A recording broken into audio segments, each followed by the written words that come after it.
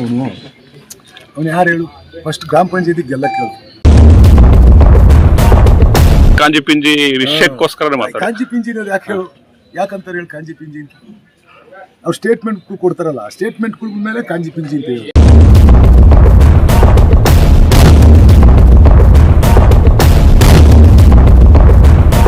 ಜಿಲ್ಲಾ ಪರಿಷತ್ನಾಗ ಅವನು ಯಾವನು ಒಂದು ಓಟ್ ಇಲ್ಲ, ನಮ್ಮ ರಾವು ಅವನ ಮೇಲೆ ಸೋತವನು ಇವನು.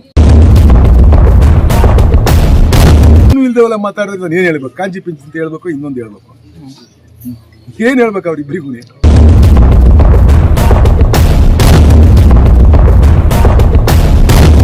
ಮ್ಯಾಚ್ ಸ್ಟೇಟ್ಮೆಂಟ್ ಕೊಡ್ತಾರಲ್ಲ ಇವ್ರಿಬ್ರು, ಈ ಕಾಂಜಿ ಪಿಂಜಿಗಳಿಗೆ ಮಾತ್ರ ಹೇಳ್ತಾ ಇರೋದು.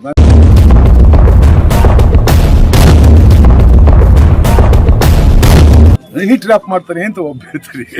ಈ ಹುಚ್ಚಿರಲ್ಲ, ನಾನು ಏನಂತ ಹೇಳಿ ಹೋಗ್ಲಿ.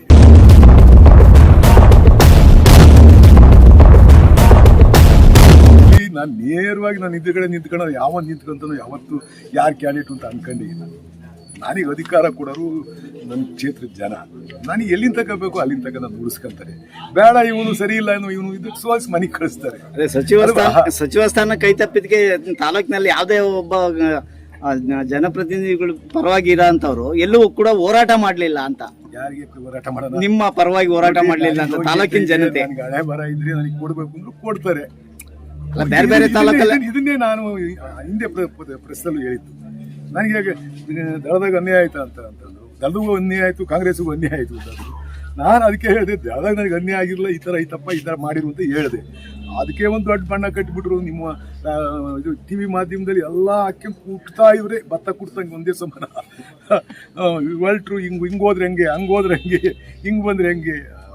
ನಾವು ಇರೋದ ಒಂದು ಸ್ವಲ್ಪ ನೇರವಾಗಿ ಹೇಳ್ತೀವಿ, ಬಣ್ಣ ಕಟ್ಟಿರಲ್ಲ. ಅದಕ್ಕೊಂದು ಸ್ವಲ್ಪ ನಿಮಗೆ ಒಳ್ಳೊಳ್ಳೆ ಆಹಾರಗಳು ಸಿಗ್ತವೆ. ನೀವು ಚೆನ್ನಾಗಿ. ಕುಮಾರಸ್ವಾಮಿ ಅವರು ಫೋನ್ ಮಾಡಿದ್ರ ಸರ್, ಸಚಿವ ಸ್ಥಾನ ಸಿಕ್ಕಿಲ್ಲ ಅಂತ? ನನಗೆ ಕುಮಾರಸ್ವಾಮಿ ಅವ್ರು ಯಾಕೆ ಮಾಡ್ತಾರೆ?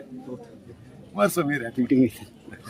ಅಲ್ಲ, ಅಧ್ಯಕ್ಷರು ಹೇಳಿದ್ರು ನಿನ್ನೆ ಪ್ರೆಸ್ ಮೀಟ್ ಮಾಡುವಾಗ, ವೆಂಕಟೇಶ್ ಅವರು ಹೇಳಿದ್ರು ಕುಮಾರಸ್ವಾಮಿ ಅವರು ಕೂಡ ನಮ್ಮ ಜೊತೆ ಮಾತಾಡಿದ್ದಾರೆ ಅಂತ. ಅವ್ರಿಗೆ ಗೊತ್ತಿರ್ಬೋದು ನನ್ನ ಜೊತೆ ಏನು ಮಾತಾಡಿದ್ದಾರೆ.